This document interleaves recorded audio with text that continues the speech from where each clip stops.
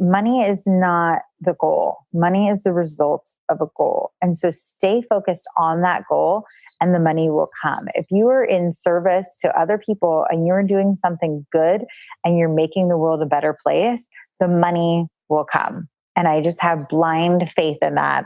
And it's hard to have blind faith when you've got like $30 in your checking account and you're like, do I fill up with gas or do I go buy groceries to do another blog post? How about 50-50? And then what do you find? Because what do you find in that moment? Okay, you just keep on making the next step and then something happens and then something happens, right? Yeah.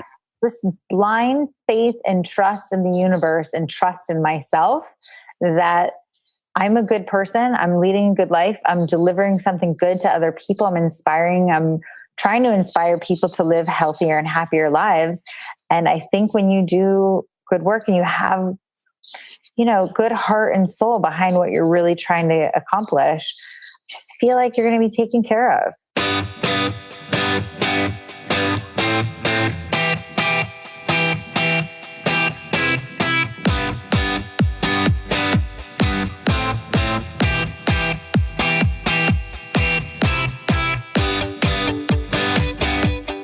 Hey, what's going on? Welcome to the Biz Women Rock podcast. I'm your host, Katie Krimitzos.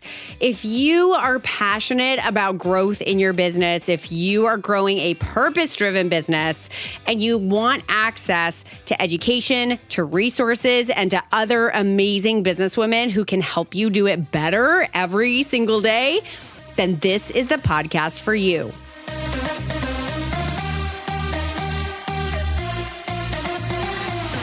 After spending a week in Italy with vegan chef Leslie Durso, there was no way that I could not bring her onto the podcast. Leslie describes herself as a level 5 vegan, meaning that she's intense about all things vegan. No meat, no dairy, no animal byproducts, plant-based, the whole package. But I would expand her description and tell you that she is a level 5 human being. She shows up in her life and in her business so powerfully and gracefully that I wanted to make sure that you got the chance to know a bit more about her and her philosophies. When Leslie started her blog in 2010, she had no credentials. She was not a trained chef. She was not a nutritionist. She had not gone to culinary school. But she did have the desire to establish herself as an expert in her field and an insane drive to bring plant-based eating to the world. A few months later, and with the realization that tens of thousands of people were coming to her site, she got serious and creative and started her career as a vegan chef. Now, Leslie partners with the Four Seasons Hotel, implementing vegan menus, hosting retreats, and running their wellness programs. She runs vegan retreats, like the one I just came back from, in her beloved country of Italy. She has a TV show called Accidentally Vegan on the Fab Fit Fun TV network. She's appeared on the Food Network, the Discovery Channel, the Hallmark Channel, Everyday Health, and Mother Nature Network, and has written for Mind Body Green, Veg News, CNN.com, Redbook, Glamour, and Maxim, just to name a few. You could say she's earned a bit of credentials, but her credentials are not what we talk about. We talk about how she has stayed true to herself, her ethics, her values, and her goals during her business journey. We talk about how she got focused and serious with her blog and how she monetized it through advertising and promotions. How her modeling and acting career lent itself to her current work. Why she decided she did not need to go to culinary school and how she instead went on a mission to be mentored by great chefs all around the world. How she leads her life with the belief that she is doing good in the world and showing up to provide value, and how she lets that belief system fuel her career. We talk about the difference between dreams and goals and how doing the next best thing just one step at a time has accumulated into a lot of progress for her. And we talk about practices and habits that she has to stay grateful for the present moment and her understanding that she is always, as she says, in the middle of her journey.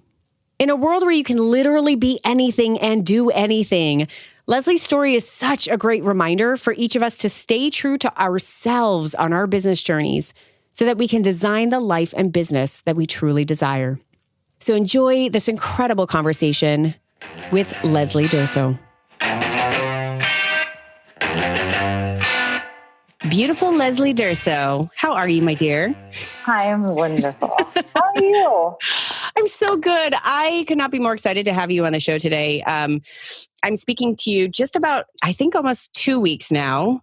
I had the pleasure of being with you physically in Italy, in the beautiful city of Ravello that you know so well. And doesn't it feel like yesterday? Doesn't it feel like you just got back? It does. It really, really does. The sense, the sights, the laughter, like it's all so very real and visceral that I'm like, it still lives here with me. And we have like a group photo share that we had that Allie had set up. Yeah. That I'm like looking back on there every day. I'm like, oh, that was a really good picture. You took some amazing photos there because you were in all of your happiness and your glow. And there's so many beautiful photos of you. Oh, I got to give great thanks to, there's like, out of the 10 ladies that we had there, I would say 5 of them were like serious professional photographers, like knew how to make their cameras work really well. I was not one of them, by the way. But like Allie got some great shots of me. You got some great shots of me. Desiree got some great shots of me. I was like, oh my God, hello guys. I'm going to start hiring you guys out for some photo shoots. Well, I am not a great photographer, but I have just one secret, and that's called portrait mode on the iPhone. That's all you need. That's all you need. One good secret. I just want to walk around in portrait mode in real life. I love it. Oh, I love it. Well, I'm having you here on the show because I was craving to introduce you to my amazing community of Biz Women Rock ladies, because I had the privilege of getting to know you over the course of the week in Italy. By the way, I had no idea who you were before I left. I just knew that you were vegan chef. Okay, cool. Like that's a thing. That's kind of cool. And I just quickly and thoroughly fell in love with you over the week. And you and I had a couple of chances to kind of talk business about like, well, how do you do this thing? Like, how do you actually make a living out of being a vegan chef? And what does that look like? And you're here like doing retreats, like co-hosting retreats. Like this seems kind of cool and glamorous. So like, I really wanted to get down to it. And the stories that you told me about your journey were just so beautiful and inspiring. And I was like, I've got to share this with my community. So thank you for offering to be here. Well, thank you. And I'm honored to be talking to your business women. I hope that I get to connect with some of them online. Yes. And I will, of course, leave all of your credentials and links and all that good stuff in the show notes for you listeners to go check out. Let's start with how in the world are you at a place where you are doing Italian retreats in the beautiful small town of Ravello, Italy? Let's start with that. How do you know that town? And how are you doing retreats there as a vegan chef? So I am Italian. I'm Italian American. And I've traveled through Italy quite a bit, quite extensively with my family and friends. And I was with my mom and my sister, and we were staying on the Amalfi Coast. And my sister said, I heard about this town, Ravello. It's right up here on the cliff. We should just drive up there. And we were always looking for new places to find in new little towns.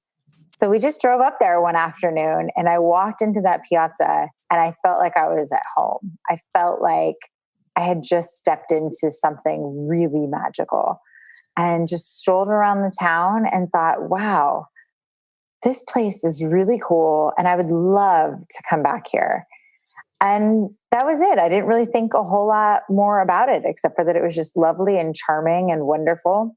And then a couple months later, I was at a conference and I met Rick Scalzo, who's the founder and creator of Gaia Herbs, which is an incredible supplement company. If you are in the supplement market and looking for something, he grows all of his own ingredients, has this amazing farm in North Carolina. Anyway, that's a whole nother story, but I was introduced to him by his PR people. They wanted us to work together, and Rick was talking about just life and trying to get to know me. And he mentioned that he goes to Italy every summer. And I said, oh, where? And he goes, oh, well, it's a little town. You've never heard of it. And I was like, well, I've been to some weird little towns. And he goes, well, I go to this town called Ravello. And I happened to be wearing a scarf that I had just bought in Ravello from Marcello's shop, which you I love it. And we just connected because it's a really magical place. It's set into the cliffside in the mountains. All of the water is mountain fresh water. And it was used as a Roman retreat originally. And I really feel like there's something very healing about it. So Rick and I got together and started doing retreats there. And they were really great and really successful and wonderful. And then I just kind of decided to break off and do them on my own so I could do full vegan retreats. And I really wanted to make them all women because I think there's something really powerful when a group of, especially business women, especially plant-based business women, get together in a really magical place like that. All sorts of things can happen. And and it was really magical. Just the magical is the perfect word that I can use to describe it. It really, really is. I will, of course, be sharing some of the photos of the beautiful villa that we were at in the show notes. So make sure to check those out. The question then bears, though, like, who were you? How did Rick... Yeah. Like, how did Rick at that point say, why did your PR companies want to set you up? Like, who were you in that season of your business where you were somebody to partner with on retreats? Were you already established as a vegan chef? Were you already established in sort of that health and wellness industry? Like, what were you doing at that point? Yeah. I mean, my career has taken a lot of twists and turns, but at that point in my career, I was blogging every day. Back when blogging was the cooler thing to do before they had podcasts. So I was blogging a lot and I had a popular blog. And yeah, I was trying to get validated as a professional chef, which is a very difficult thing to do, especially when you didn't go to culinary school and you're a vegan chef. People don't want to take you that seriously. So I was trying to just hustle and improve myself. And I was working with a lot of brands at that point on just different marketing levels, not representing, but like endorsing brands and talking about brands that I loved and things like that. And so his PR company wanted me to meet him and to talk about Gaia. Cause I mean, it was perfect match, right up my alley. His ethics are so in line with how I live my life. And it's a very magical product. I'm using that word magical too much. It's a really wonderful product. I'll say that.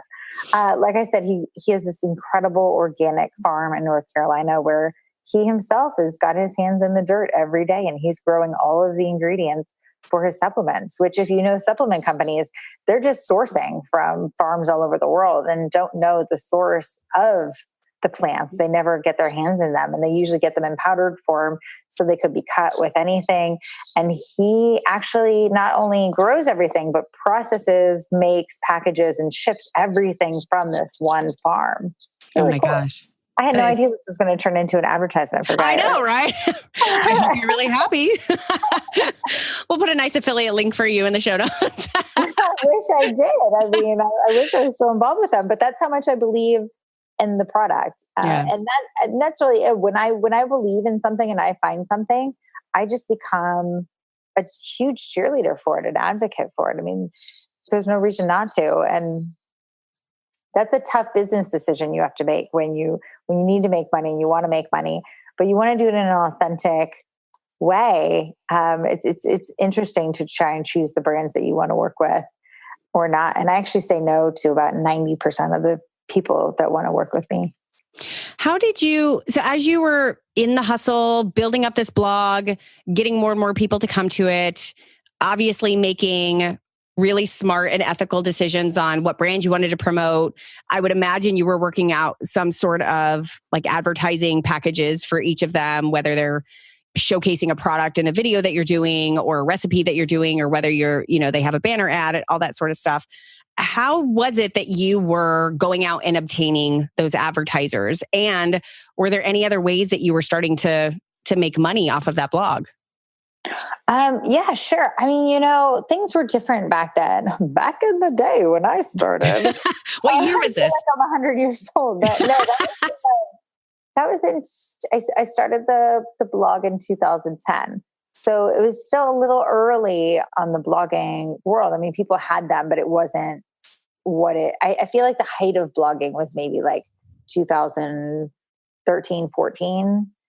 So it was still a little bit early, but I went after brands, especially at the beginning, because who was I? And I left a relationship and I was really left with sort of nothing when I left it, except for I had this website.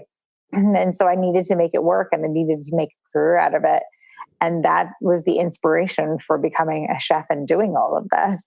It was out of necessity. And so I just hustled. I called a zillion places. I emailed a zillion places and said, hey, I have this blog. This many people are reading it. Let's work together. And I just got creative and out of the box. How could I offer them something different from everybody else? And what could I do that was a little bit more personalized for them? And might work, branding wise better for them. So thinking outside the box is something that I've always enjoyed doing. And I really like that. I love that kind of creative thinking. What were your hopes like as you were doing this, what this would become? Did you want to sort of be known as the vegan chef and this is the blog and that's the platform and you've got all these advertisers? Was there a bigger vision in mind? Oh, for sure. For sure. I mean, the blog was really just a stepping stone to get to the next place. And all of these are just stepping stones to get to the next bigger, better picture. And the bigger, better picture has always been an entire lifestyle brand, an eco-chic lifestyle brand. And so everything that I do aligns with that. And I have my pillars of my business that are forming, and pretty soon it'll be ready for a roof. I love it. Leslie Durso, bringing veganism to the world one day at a time, right? One bite at a time. There you go. I love it. So when you were in the space of the blogging, were you doing things, I'm just curious to know, like from a business strategy, were you doing things to deliberately grow your audience? Or were you just continuing to put content out there? Like what were some of your strategies to get more and more readers to your website? Well, we should start with a couple things. First of all, I was very lucky in the position that I was in when I started the blog. I came from the entertainment industry. I had just come off of being part of a show called Bill Nye the Science Guy, where I was playing Leslie the Lab Girl. And so I was lucky that I was not starting from zero. I had a little bit of a base. I had agents. I had a manager. It's definitely a place that most people I know are not starting from. So to grow the audience, I first started blogging just because, so after my show ended, I went and met with Discovery Channel and I said, okay, I want to do a show about healthy eating and vegetables being grown all over the world. And they said, okay, are you a chef? And I said, no. And they're like, do you have a book? And I said, no. And they're like, are you a doctor? Are you a nutritionist? What on earth would give us something to make us think that you deserve to have this show? And I was like, well, I wasn't a scientist and you let me be on a science show. They didn't think that was as funny as you and I. They're like, nope, not going to fly. Not going to fly. So I went home and I was like, okay, well, shoot, what is an actionable thing that I can do today to help move me in the direction that I want to go?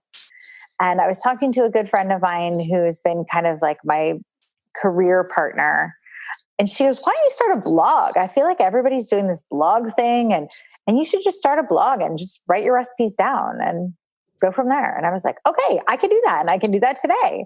And so I literally Googled how to start a blog and WordPress popped right up. They're like, name of website. And I'm like, I don't have a name for this brand. So I just put Leslie Durso and started writing 7 days a week and posting and not really thinking that anybody was looking at it. And then 3 months later, another girlfriend of mine who had a pretty successful blog at the time said, oh, well, like, what are your analytics? And, what are you doing? And I was like, I don't know. I don't even have what's a Google analytic and how do you do that? And so she put it all on my site. And the next thing I knew, there were quite a bit of people reading it and looking at it every month. I mean, tens and tens of thousands. And I was like, whoa. So that's when I was like, okay, I have to get serious about this. Yeah. This is not like joking around anymore. I can actually make this into a business. And then right then, like I said, I had a relationship end that kind of forced me into this. And so I took a dive and I said, okay, let's do it. And that's when I really turned it professional. I love talking about that particular moment when sort of life happens and you're like, oh shit, like I need to make this a business and I need to get serious about it and I need to make it happen fast. And I think so oftentimes, look, over the long haul of things, business, just like life, is a massive journey, right? Never ends. And it does take time to get that vision, like have that vision come to fruition in all of its different manifestations. But I think when you have a moment like that and you get super focused and super serious and creative and thinking outside of the box, like money and the business model that you really want to make happen can actually happen quite quickly. It can't, there's always ups and downs, but I really lead by money is not the goal. Money is the result of a goal. And so stay focused on that goal and the money will come. If you are in service to other people and you're doing something good and you're making the world a better place, the money will come. And I just have blind faith in that. And it's hard to have blind faith when you've got like $30 in your checking account and you're like, do I fill up with gas or do I go buy groceries to do another blog post? How about 50-50? And then what do you find? Because what do you find in that moment? Okay, you just keep on making the next step and then something happens and then something happens, right? Yeah. Just blind faith and trust in the universe and trust in myself that I'm a good person. I'm leading a good life. I'm delivering something good to other people. I'm trying to inspire people to live healthier and happier lives. And I think when you do good work and you have good heart and soul behind what you're really trying to accomplish, just feel like you're going to be taken care of. Yeah. And that's hard to believe a lot of times, but I just keep that faith that it's all going to be okay. I love that. So you spent all this time building that platform, building the blog. Advertisers were coming to you. You were getting advertisers. And then what happened? How has this story progressed? Well, it's evolved. I really wanted to be taken seriously as a chef. Everybody was just calling me a blogger. And I'm like, I'm not a blogger. I don't want to be called a blogger. I really wanted to be a chef. And at the time, there was no vegan culinary school. And so it was a real challenge. And I was like, well, how do I get past this hump? And then I realized so many of the most famous chefs in the world didn't go to culinary school. I mean, Mario Batali never went to culinary school. And I'm like, wait a minute. If these guys didn't go to school, I don't need to go to school. And I looked at what they did. And I'm a really big believer in mentors and finding life and career mentors. And I did it with acting and in the entertainment industry. And I was like, I will do that in food. And I knew I needed a foundation of learning. And being Italian, I've been making food since I could stand. I've been in the kitchen my whole life. And so I had a little foundation of how to cook, but not a real foundation. So I didn't have that much money, but I did have an insane amount of airline miles from my previous life. Like, what can I do? So I started traveling and I started learning from anyone that would teach me in home kitchens and professional kitchens and connecting with chefs on Facebook and other countries and just learning. And I wasn't working in vegan kitchens because, again, vegan wasn't that cool in 2010, 11 either. No. I stopped eating meat when I was 7. And for God's sakes, the only non-dairy milk option was powdered rice milk that literally came in a box and you had to stir it into water. And it was the most disgusting thing possibly imagine.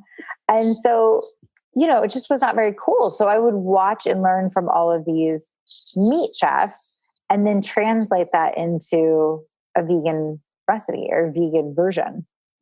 I would veganize it. And that was the foundation of my learning.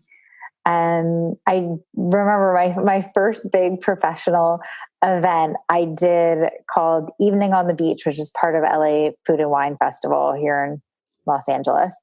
And I'm on the beach and they put me in the seafood kind of like evening because of course they're like, oh, vegan, that's close enough to seafood. We'll put her in that one. That's not meat. That means seafood, right? Sure, right? Yeah. So I was like, oh my God, what am I going to make? And so I made this dish. I was really proud of it. It took a lot of effort and work and And it was my first big thing. And I remember standing there in my booth with my little dish and having people try it. And I remember people loving it. And these are not vegans. Nobody vegan was there, or nobody that was there was vegan. And it just was so magical. And I had this experience. There's a really incredible chef that recently passed away, Carrie Simon, who was made a huge impact here in Los Angeles and was an extremely talented chef. He sent his sous chef over to get one of my dishes. And I literally I was dying, like plate, like leaving my fingertips as I was passing it to them. I was like, oh my God, Carrie Simon is about to eat my freaking watermelon spring roll. I can't believe this. He came over after the event and he said, you're really talented. And that was a really delicious plate of food. And I almost lost my mind because it was the first validation I ever received that I could be a real chef and that I had any sort of talent whatsoever in this department. And that was a really big deal and big turning point for me. And ever since then, just been pushing away and plugging away in this more professional, elevated space. And it's kind of two-sided. I mean, online and digitally and in person in a lot of the classes that I give, I try and teach people how accessible plant-based cuisine is, how delicious it is. Even if you're not a vegan, you eat vegan food all the time and you just don't know it. It's not something weird. It's not something bizarre. And then on the flip side of that, when I do these big culinary events, I'm really trying to push veganism into the forefront and get it considered and thought of as a cuisine and as a really cool thing to do. I mean, look, there's 11 widely sourced animal proteins in the world, and there's over 25,000 edible plants. So the options are totally endless when it comes to dining plant-based. You just have to be creative and think outside the box. There we go again with the creativity. Leslie, you know what I love about that story about the chef Carrie is that validation, that sense of first validation from someone else came relatively late in your efforts to do it. And so I love that because so many of us, women in general, and I'll specify businesswomen for this podcast, we are putting stuff out there and we're pushing forward with a big passion that we have and a desire to share our gifts with the world. And I just love that getting the validation is amazing and it is wonderful and it is transformative because it helps you realize, yes, I'm on the right path. But you went for a long time without having that and you still pushed your agenda. You still kept showing up. You still kept doing that because you had that internal belief, like, I'm here to do something, right? I have this gift and I can share it this way with the world and I'm here to impact. And I think that there's a big lesson for everyone to learn there as far as letting that fuel you. Well, it's also staying true to yourself. I mean, I think the most important thing that you can learn on this journey and in this lifetime is who are you? In the bottom soul of yourself, who are you? And what is the impact that you want to make in this lifetime? It goes by so fast, as you know, and so many things can happen and you can get so distracted in your everyday life. What is the foundation? Who are you and what do you want to get done in this life? And I'm very clear about who I am and what I want to get done in this lifetime. And I used to use the word legacy a lot. And I think it's so much more than just a legacy because I used to think that you had control over your legacy and you don't. The people you affect create your legacy. Yep. And so it's really important to deliver your message exactly how you want it because that's what people will form their opinions and life changes around. And so once you have that, then you find your direction and your goal. And I mean, those directions can change all the time, but you have to pick one on any given day to work towards. And like I said, you can shift, but to have that one thing that's going to center you and that creates your purpose in life, it's just so, so, so important. And it's much easier than you think. I mean, a lot of people say that they have these dreams of doing these things. Well, dreams shouldn't be dreams. They should be goals, because goals you could accomplish. A dream is difficult to accomplish, but goals you can accomplish. Yeah. So take that goal, work it backwards, think about all of the goals that you're going to need to accomplish to get to that bigger main one, and just start checking them off every single day, because you'll find that even like the goal within a goal, that, 1, 2, 3 steps that you need to get there are things that you can easily do. It starts with an email. It starts with a podcast interview. It starts with a live stream on Instagram. It starts with one tiny little decision and movement to build and lead you to this place where you want to be. And it's amazing how fast you'll get there when you map it out. Yeah. Career maps. Yeah. Yeah, I forget what the question was at this point, but I don't care, because that was a beautiful tangent. I was just listening to Oprah's podcast, and she was interviewing Tom Brady, and I just listened. I just heard it too. It's so good. It's so good. And he talks exactly about this, where I think she asked him the question about like, do you ever get overwhelmed by all these big things that you're doing in the world? And he says, I don't think about it that way. I think about it in baby steps. Like, I'm always thinking about what's the next best thing that I can do.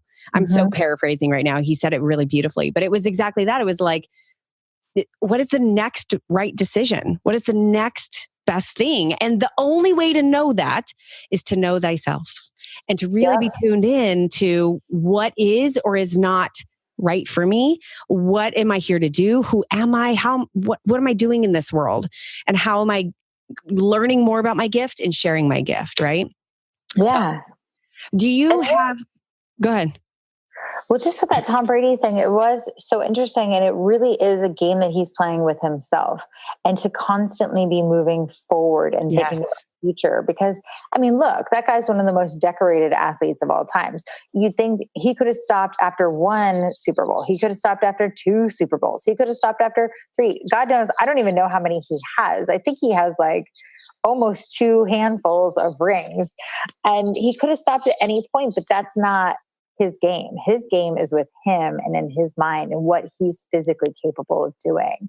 And he wants to challenge his body to work at optimal level. And that's a totally different thing. And when you see that, because you see it's the same thing as chasing money. You can't chase the Super Bowl ring. You can't chase the Oscar. You can't chase these awards, because they're all the result of the goal. Yes. And so you can see with Tom Brady, he's running up against a totally different goal than any of us even know about, because that's within him. And that's a really cool way to live life. Yeah. And he said in there, he's like, basically, I'm in competition with myself. He's hyper competitive and he admits that, but he's like, at the end of the day, I'm not in competition with anyone else. I'm in competition with myself. How can I be a better version of myself tomorrow? Mm-hmm. And I think for businesswomen, that's just so relevant. I am very open about talking about the comparisonitis that we all can get into. And all of these people are doing this over here, and that looks like the best way to do everything. But the longer that I'm in business, the longer that I'm alive, the more and more that I see that it's an internal game. It's my decision on like what my next step is going to be. And it doesn't need to be determined by anyone else. And that's a giant head game. And when you are in that space of like really just owning your own journey and how you're going to play it and how you're showing up better every day. And I love the statement that you had made before when you were describing how you started your blog. What is something actionable that I can do today to help me get towards that goal, right? Mm-hmm. And I love that. I think we can each ask ourselves that every single day. And that helps us stay in this internal game that we are playing with ourselves to just continue evolving into the best versions of ourselves in this world. Yeah. It goes back to the who am I? It's really great to get advice from other people and to be inspired by other people. But at the end of the day, it's you. And you have to make those decisions for yourself and do it in your own way. Nobody has this magic playbook that says, oh, if you do A, B, C, D, E, F, you will be successful and you will be happy, because you're just doing somebody else instead of doing you. Mm-hmm. And so you need to find that who you are and your purpose in order to really make your career the one that you want to have instead of somebody else's. Now you listening know exactly why I had Leslie on the show. Just brilliance all around. I have not even really talked about, and I would just love for you to give a nice, quick visual of what your business looks like today. You have an incredible partnership with the Four Seasons Hotel. I do. Talk a little bit about that partnership, how that came about, and then just what business really looks like for you right now. Sure. I love partnerships. I'm a big proponent of them because, well, at least for myself, I know my strengths. And that's one of the most important things I think you can do in life is know your strengths and your weaknesses. And I'm really good at certain things and I don't have the knowledge on other things. It's not that I couldn't learn it, but I think to move my career forward in a faster pace, it's best to partner with people that know those things. And so I made a decision that I've done restaurant consulting before, but I wanted to work with a really big brand this last year. And Four Seasons got onto my radar and I was like, yes, they need us. And if the Four Seasons Resort can implement an entire vegan program and it's successful, this will trickle down so fast and so far and wide. So I went after it and I didn't stop until I became their vegan chef. There you go. Go after the goal, right? Yeah. So what does that actually mean? Like how is that looking for you? If literally, like I'd love to get the view of like, what does it mean to be a vegan chef and have a business out of it? And this is just one of the many pockets that you have. So what does that mean? Look, okay. So vegan chef is a big umbrella. Chef is a big umbrella. You can define that any way that you want to define that. So for me, I do these consultancies. I like I said, I partner with the Four Seasons. And so I've done menu creation for them. I come down 4 times a year to change it. I represent them in events. I am also their wellness ambassador. And so I create wellness programs for them and lead retreats on properties. And so we have a very robust relationship. But then in addition to that, I also host a show called Accidentally Vegan on FabFitFun TV, which is really, really fun. If you're not a subscriber to FabFitFun, it's a great brand and they're super, super lovely. And so and that I do a whole bunch of other things as well. I just finished my book proposal. So hopefully a book is coming very soon. And there's a whole slew of things that are on my list of things that I want to get done. And I'm always in the middle of my journey, always. And I don't think you ever reach the end of it. You always kind of stay in the middle of it. But you got to define, I mean, like I said, like there's so many ways to define chef. This is just the way that I like working and what resonates with me. So, and I think that with anything, I mean, I don't know. I like thinking outside the box. Like I've said before, you don't have to take somebody else's definition of a career. You can create your own. Yep. I mean, most people hear a chef and they go, oh, what restaurant do you work at? They just think of you standing on the line cooking. And I've done that before and that's wonderful. And it's very fulfilling. But cooking the same thing every day, all day, really drives me a little batty. So I step out of that and get to be really creative. I love that. You said that you're always in the middle of your journey, and I love that statement. I think it's so true, and I think it's a good reminder that we're a work in progress, and also to be in the present moment to like really appreciate. What kind of habits do you have, or practices do you have to help you stay grateful and also dream about the goals, like, and also be forward thinking? Well, healthy or not, I think about my career a lot and my job. And when your job is also your purpose in life, it kind of can overtake what you do. You're speaking to the masses here. That's everyone listening right now is in that same boat. Yeah. We love what we do. Yeah. And that's really a beautiful place to come to. And so I don't mind working 7 days a week doing what I do. I don't mind not taking vacations. People see me traveling all over the time. They're like, oh my God, you're vacationing constantly. It's amazing. And I'm like, no. You see the Instagram post, which looks like I'm on vacation, but I'm actually working. Treat. I'm down in Mexico, excuse me, working in the kitchen half the day. And then, right at sunset, I'll run out and throw my bathing suit on and jump in the water. And so you're seeing that little sliver of it. You're not seeing all the work. But okay, so habits. Habits are really important because I don't have a 9 to 5, because I don't have a boss to answer to, because I don't have to clock in at any moment. It's really important to create healthy habits. So I start every single day of mine by going on a walk on the beach with my dog and just kind of doing a meditation, not bringing my phone with me, or bringing my phone with me and listening to an Oprah podcast or something that's going to inspire me and get me going for the day. And I do my list of, I know this sounds silly, but how am I going to make the world a better place today? What are actionable things that I can do to help make the world a healthier and happier place? And then I go for it and I do it. And I take all of that alone time in the morning to myself, a little meditation, stretching, that long walk. And then I go for it. I dive into my day and just do it and have a lot of lists every day. I've got a list. And if it's on the list, it can be checked off. And I just check. And it's amazing how when you check all those little things, they add up to really big things. So another thing that I've really made room for in my life is spending quality time with people that inspire me.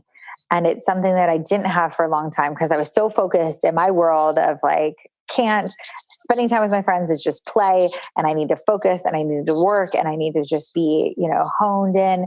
And I realized how important spending quality time with people that inspire you is, because there's that thing, and actually Oprah will talk about it sometimes, but a lot of people will, that you cannot pour into other people's cups if your cup is not full.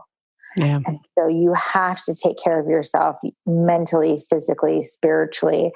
You have to feed your soul and inspire yourself so that you can help others and inspire others. And that's the sweet spot in life, I think, that when you're getting inspired, you're inspiring, and it's this beautiful cycle that's coming around constantly. It's a really good space to be. And if you're out of line in that and you're not feeling inspired and you're wanting from other people, try giving even more than you are, and then watch it come right back. I love that. I love that. And that brings us right back around to the Italian adventure, because that's exactly what it was for me. It was totally inspiring and totally unknowingly surrounding myself with 9 other women who inspired me so much. And you can see why I brought Leslie on, because I just really honor you for being somebody who really lives your path unabashedly, with all of the ups and downs that are attached to that, and very faithfully. And I just love that. And I think that there's so many great lessons that anyone listening can take from any bits and pieces of this conversation about how to do that just a little bit deeper in their own business journey. So thank you so much. Thank you so much for being one of the women who I got to surround myself with for a whole week. Thank you for being one of the women that inspired me. I love these trips. That's why I do them, is because it fills my cup. People ask me all the time, because look, they're not huge money makers and they take a lot of time out of the regular work, but I need them because they fill my cup. So thank you for filling my cup. Thank you. Thank you so much for being here and for sharing your story. Oh, thank you for having me. Thank you so much for taking the time to listen to today's episode. I never take it for granted that you, a very busy and high-performing woman entrepreneur, listens to the Biz Women Rock podcast. If you got any value out of today's show, if there were any aha moments that you had, I would so appreciate you turning around and sharing it with another woman entrepreneur who needs that aha as well. From me and the entire Biz Women Rock team, we'll see you on the next episode.